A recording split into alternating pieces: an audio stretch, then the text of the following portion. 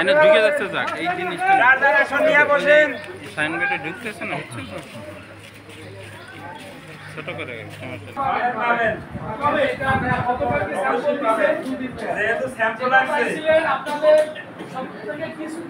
Support চাইছিল যে এটাকে যে আপনারা ইউজ করবেন পূর্ণ অধিকারের করে। তো এই রকমের কর্পোরেশন 600 আরো 3-4টা প্রতিষ্ঠানের নমুনা নিয়ে আসছি, নিয়ে আইসা পরে প্রশাসনের দিয়েছি, তখন তারা বলছে যে ঠিক আছে তাই। তো আমরা এই কাজটা আপনাদের জন্য করছি আপাতত। এটা এখন কোনো জন্য আমরা চাকরি করতেছি।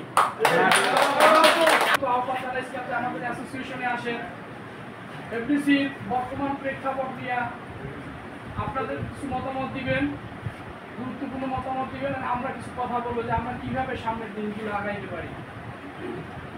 তো আমাদের তো দীর্ঘদিন বেতন নাই, এটা হচ্ছে প্রধান সমস্যা। এই বিষয়ে তো আমরা সবাই অবগত আছি, কেউ কেউ অনেক আশা রাখবো, আমি মোটামুটি এটা কথা বলছিলাম। তো এখন আমাদের কিন্তু এই বর্তমান মাস নিয়ে 4 মাস আমরা বেতন পাচ্ছি না, অর্থাৎ মানে মাঝখানে যে 2 মাসের বেতন দেওয়া হয়েছে এটা এফডিসি ফান্ডের জায়গা টাকা ছিল, অর্থাৎ মানে যে বায়োপিক যে সিনেমাটা হয়েছিল ওইটাই নেই। এখন হয়তো মনে করতে পারে যে 1 মাস পাইনি, আজকে 6 তারিখ, আলটিমেটলি কিন্তু এই 6 তারিখ সহ আমরা 4 মাসের বেতন পাই নাই। মাথায় রেখেই আমরা চিন্তা করছি যে সবার সাথে আলোচনা করি। আর বিগত দিনের যে পরিস্থিতি পরিবেশ গেছে তাতে কিন্তু আমরা এরকমের আসবো আর যাব, অফিসে বসবো, কিছুক্ষণ কথাবার্তা বলবো, তারপরে চলে যাবো।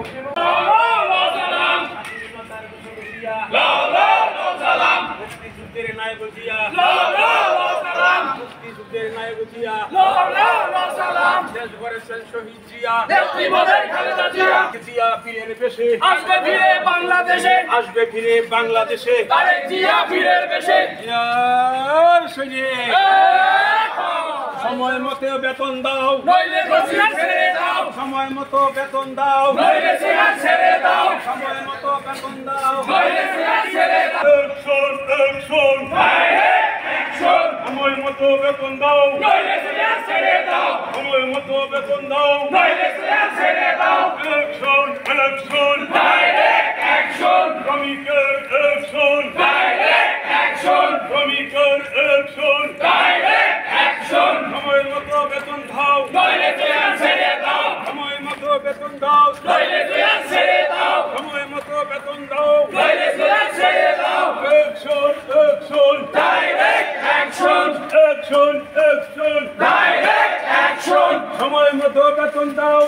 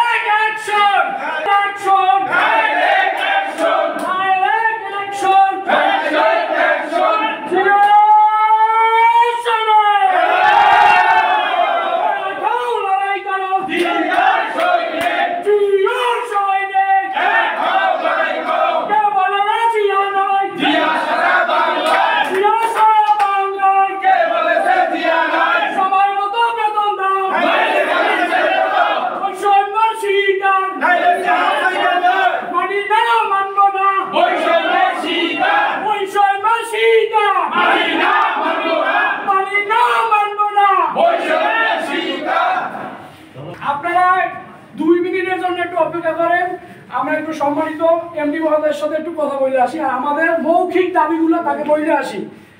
এই মৌখিক দাবির উপরে যদি কাজ না হয় তাহলে আগামী সপ্তাহে আমরা লিখিত আকারে আর বৃহত্তর আন্দোলনে যাব। কাজেই আপনারা একটু 5 মিনিটের জন্য একটু ধৈর্য ধরেন।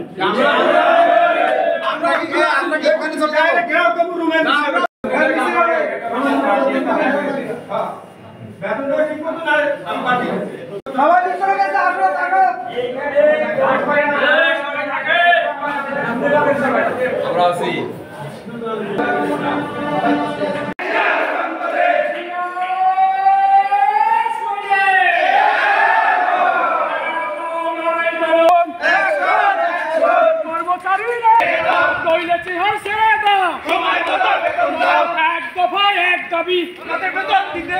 আমাদের বেতন দিতে হবে।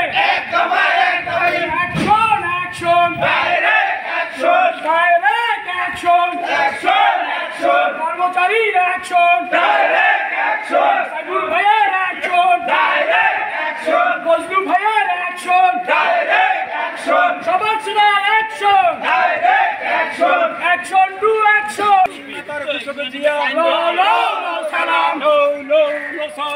স্বাধীনতার দশক জিয়া, স্বাধীনতার দশক জিয়া, স্বাধীনতার কৃষক জিয়া সালাম কে বলে রে জিয়া নয় জিয়া সারা বাংলায়, এক জিয়ার লুকান্তরে লক্ষ জিয়া ঘরে ঘরে, এক জিয়ার লুকান্তরে লক্ষ জিয়া ঘরে ঘরে, দেশ গড়েছেন শহীদ জিয়া। এনে ঢুকে যাচ্ছে যাক এই জিনিসটা বসেন সাইনবোর্ডে ঢুকতেছে না বুঝছেন তো ছোট করে সমস্যা নেই। লেখাটা তাহলে ভালো সম্পর্ক দুনিয়ার সকল স্বার্থের সাথে ঊর্ধ্বে।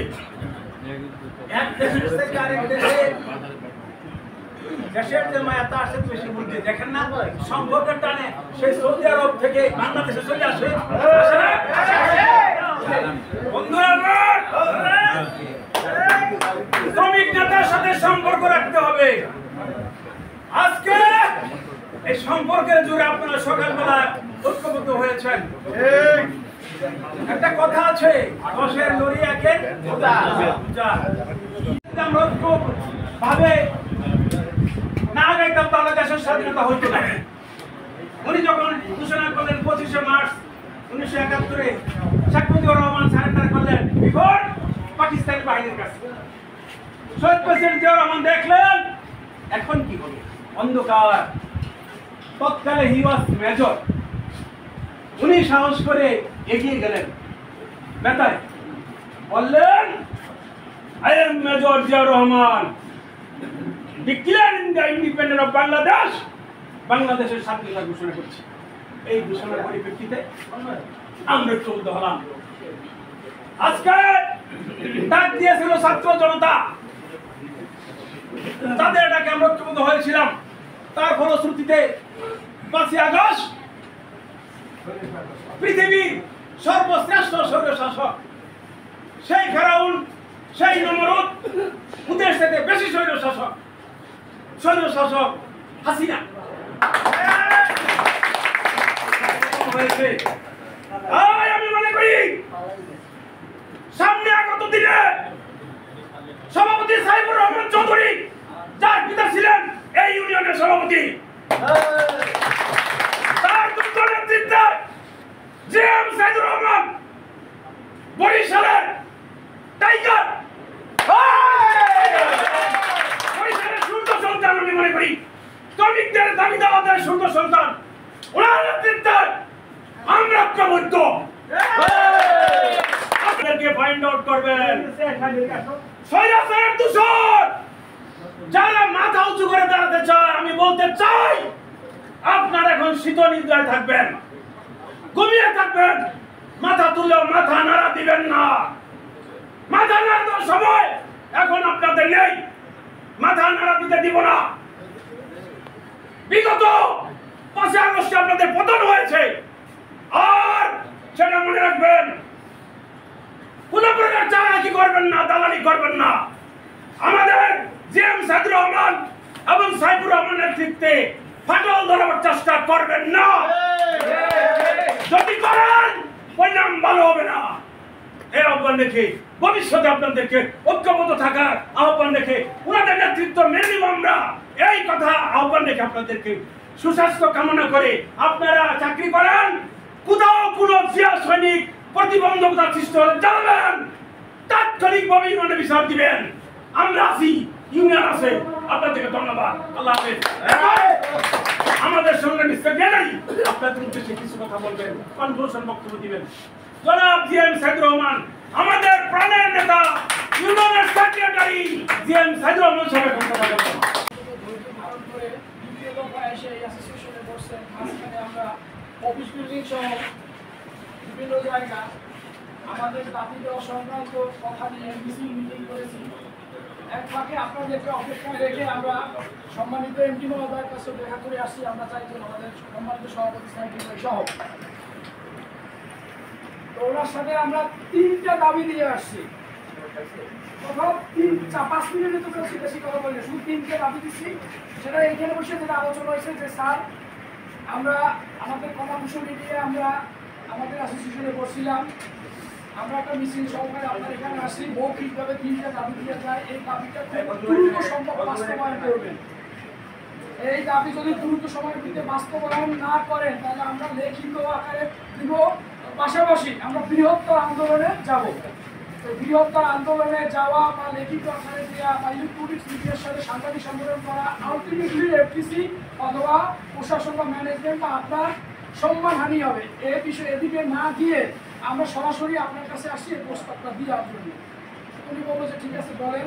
প্রথমত প্রস্তাব দিচ্ছি যে আমরা বিগত দিনে 1 মাস বেতন পাইছি, 1 মাস পাই নাই, এরকম করে করে করে করে আজ পর্যন্ত আসি। আপনি জয়েন করার পরে আমরা 1 মাসও বেতন পাই নাই, আজকে সহ 4 মাস। এটা অফিসিয়াল ডকুমেন্টস। আর অফ দ্য রেকর্ডে যে আমরা 2 মাসের বেতন ভারী হিসেবে অন্য জায়গা থেকে দিয়েছেন, ওইটা তো দেয়া না। কিন্তু আমরা আজকে 4 মাস বেতন পাইতেছি না। আমাদের বেতনটা কন্টিনিউ করার জন্য যদি রাজস্ব খাত করতে হয় কিংবা সিট মানি দিতে হয় অথবা একটা নাম্বার ফালাইতে হয়, কোন আইনের ভিতরে ফালানো যায় এটা আপনি পরস্পর বিরাজন কর্মকর্তা যারা আছে তাদের নিয়ে বসেন। পাশাপাশি এই আমাদের অ্যাসোসিয়েশনের পক্ষ থেকে আমাদেরকেও 2-1জনকে ডাকবেন এই কারণে যে যদি আপনি ওইখানে কথা বলবেন আপনাকে 7 পেজ বুঝাবে, ওই কথাগুলো আমরা থাকলে ওনারা ওনাদের মতো কথা বলতে পারেন, ওনারা কোনো আইনের কথা অফিসিয়াল কথা বলবেন এবং আমাদের বেতনটা যাতে আমরা কন্টিনিউ পাই সেই ব্যবস্থা করবেন। তো উনি বলছে যে আমি তো গতকালকে আপনারা আসছিলেন, আমি তো গতকালকে গেছি, তো এইটা আমার সাথে অর্থ সচিব সাহেবের সাথে কথা হয়েছে, উনি ফাইলটা টুকরো দিতে বলছে। আমরা বললাম যে এই কথাটা আমরা অন্য সচিবের শুনছি, কিন্তু আমরা এই টুকরো কিংবা এর উপর অপেক্ষা করবো না। এই টুকরো করা বেতন আমরা যদি দক্ষতা থাকে তাহলে সর্বোচ্চ 1 সপ্তাহ সময় লাগতে পারে। আমরা এই শর্ট সময়টাই এই শর্ট সময়টাই আমরা দেখবো যে যদি না পাই তাহলে আমরা আমাদের মতো করে কর্মসূচি দেবো। পরে বলছেন যে না, রাজনৈতিক অধিকার তো আপনাদের আছে, আপনারা দল করেন, করতেই পারে, তবে অশান্ত করার দরকার নাই, আমি সর্বাত্মক চেষ্টা করতেছি। আপনার সর্বাত্মক চেষ্টা পর্যন্ত আমরা অপেক্ষা করবো এবং শুধু শর্ট টাইমে। আর দ্বিতীয় দাবি হয়েছে বলছি যে এখানে আমাদের আমলাতান্ত্রিক বলেন আমাদের অফিসিয়াল কিছু জটিলতা আছে। একই পোস্টে একাধিক লোক এখানে বসে আছে, যা কাজের জন্য ঝামেলা হচ্ছে। আবার অনেকে এই পোস্টের না। উনি বলছেন ঠিক আছে তাহলে আমরা সমন্বয় মিটিং বা সামনে একটা মিটিং দেখা কীভাবে একটু সমস্যার সমাধান করা যায় দ্রুত করি। তৃতীয়ত যাতে আমি বলছি যে স্যার আপনি এখানে এমডি, আপনার একটা ম্যানেজমেন্ট আছে, আমি কর্মচারী কর্মচারী অ্যাসোসিয়েশনের নেতা, আমারও একটা জায়গা আছে, আমারও একটা প্রশাসন আছে। সেই প্রশাসন আমার কলাকুশলী।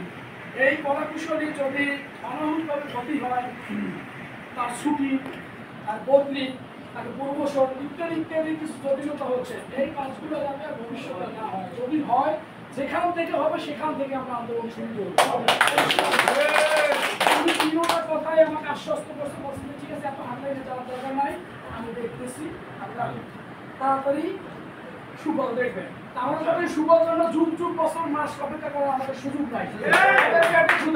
আমরা এই সপ্তাহ দেখবো, আজকে সোমবার, মঙ্গল, বৃহস্পতি, শুক্র, শনি, রবি, এরকম দেখলাম 4 দিন।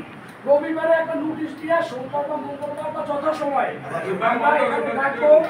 আজকে এসে আমরা প্র্যাকটিস করলাম, যারা আসছেন আলহামদুলিল্লাহ ভালো, যারা আসেন না তাদেরকে কাছে আমার উদ্যোগ আহ্বান থাকবে আপনারা এখানে আসেন। আপনারা আমার কথাটা কিন্তু আমার একা না, সবার সবার একটা জিএম সাইড আমি মনে করি এখানে 100 জিএম সাইড। আপনাদেরও দায়িত্ব আছে তাদেরকে বলার যে ভাই আসেন, হয়তো একটু লজ্জা লাগতে পারে, হয়তো দীর্ঘদিন একটা জায়গায় ছিল, অন্ধকারে ছিল, আউট আসতে সময় লাগতে পারে, সমস্যা নাই। আজকে তো আমরা মাত্র প্র্যাকটিস করতেছি, তো সবাই বার্তাটা দেন যে আসেন ভাই। এরপরে আমরা সেমিফাইনাল খেলবো, ফাইনাল খেলবো, কোয়ার্টার খেলবো। ফাইনাল খেলার পরে আপনাদেরকে নিয়ে সিদ্ধান্ত নিব যে কেউ যদি ফাউল করে তাকে কি লাল কার্ড দিব না হলুদ কার্ড দিব, সিদ্ধান্ত দিবেন আপনারা, এখনই কিছু না। জাস্ট মেসেজগুলো আপনাদের জানার দরকার, না জানাইলে বলবেন যে ভাই আমরা তো কিছু জানলাম না, আমাদেরও তো কথা ছিল। আর যারা ওই লাল কার্ড সবুজ না হলুদ কার্ড খাবে তারা তো আমাদেরই বাইরে আছেন, আমাদেরই করি, আমাদেরই তাদেরকে বুঝাই আনার দায়িত্ব তো আমাদের। একজনে ভুল পথে থাকতে পারে, তাকে সঠিক পথে দায়িত্ব কি আমার তো আমাদের সবার। এই সবার সহযোগিতাটা আমি চাচ্ছি। আপনাদের এই অ্যাসোসিয়েশন উন্মুক্ত, আপনাদের উপরস্থ কর্মকর্তা আপনাদের যদি কেউ অন্যায় করে আমাদেরকে এসে বলবেন, এককভাবে বলতে পারেন, সাংগঠনিকভাবে মেসেজ দিতে পারেন, অথবা আপনার শাখায় সিনিয়র থাকে তার মাধ্যমেও আসতে পারেন। যেভাবে আসেন আমরা আপনাদের ওই সমস্যা তাৎক্ষণিক সমস্যা সমাধান করার চেষ্টা করবো। কথা দিলাম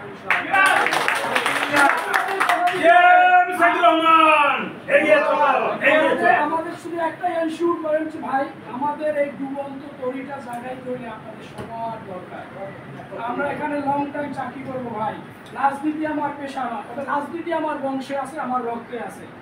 এখানে আসার পরে দেখলাম যে না, রাজনীতি না করলেই না।